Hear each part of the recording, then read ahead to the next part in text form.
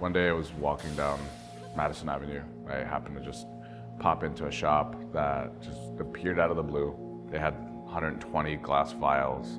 They had tea everywhere. Kind of took me a little bit to understand exactly where I was. But I walked towards the back, and there was this huge, long wooden counter, really, really beautiful. Beautiful ceramics I had never seen before. And all these like little accoutrements for making tea. I was really, really overwhelmed. I was lucky to have found tea at the moment that I did.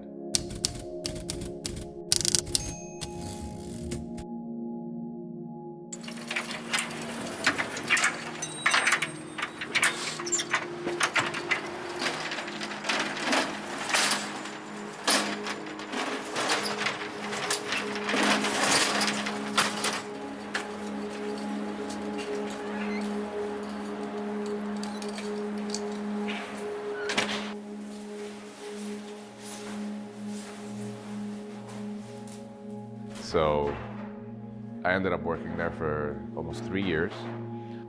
After I left, I got a call from one of my old clients, and they were like, "Stefan, nobody has the tea that you used to sell there anymore. Can we buy from you directly?" And I was like, oh shit.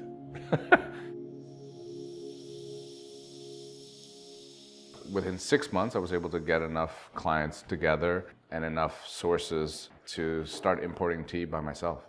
And that's where tea dealers started.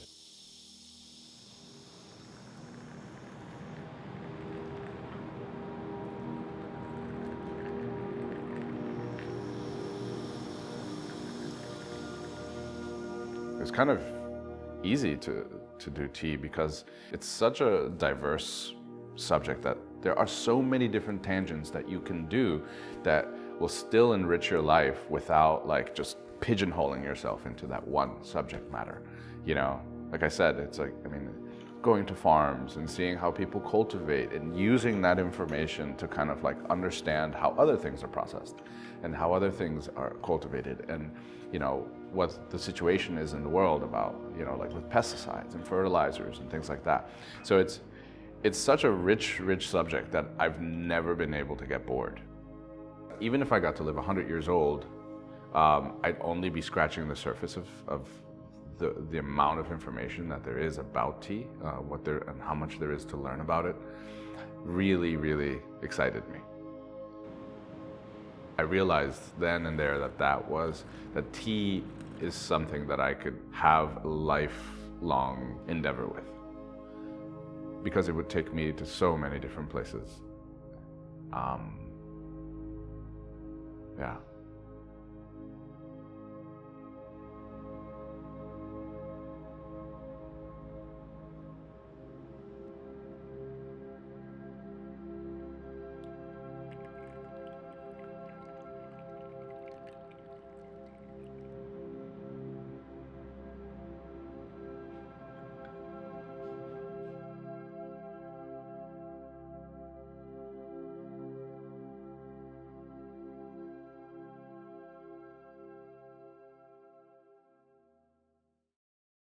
Tasting tea is complicated. I mean, you know, I'm not really standing there and trying to like pinpoint nuances. I'm like, this tastes like mushrooms, and you know, what I'm really looking for is just faults.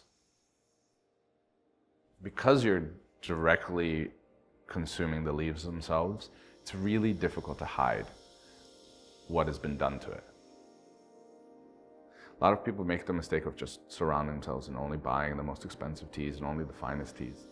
I tell people, like, taste everything. Try it all, because that's when you realize why something is actually really good.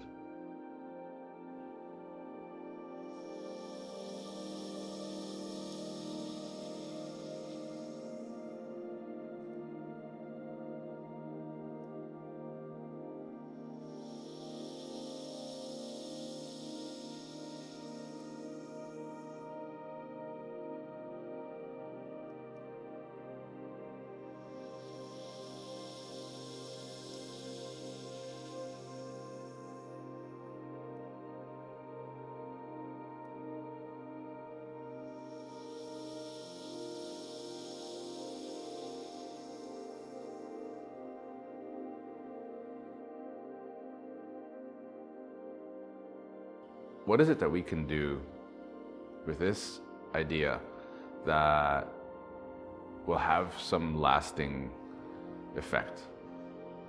Something that we can actually be proud of. What is the point of all this? Is it to make tea for the world? And what I started to realize is that, first of all, we don't make any of our tea. Not yet, anyway. The ceramics are also made by other people. Trying to think about like what the common denominator is. What is it that we do here that has some, I don't know, some meaning, you know? And recently, it kind of discovered what it is, and it's basically creating a platform that allows these artisans to be presented. People who have given their life to creating or being part of a craft. It's one thing that I've learned in 40 years is that you may have your plans, but life has its own plans, and I try to be as flexible as possible to that. So I'm constantly just working towards the future and putting things in place so that good things will always happen. But this has been such an amazing ride that I don't really know where we're headed yet. And that's super exciting. It's crazy exciting.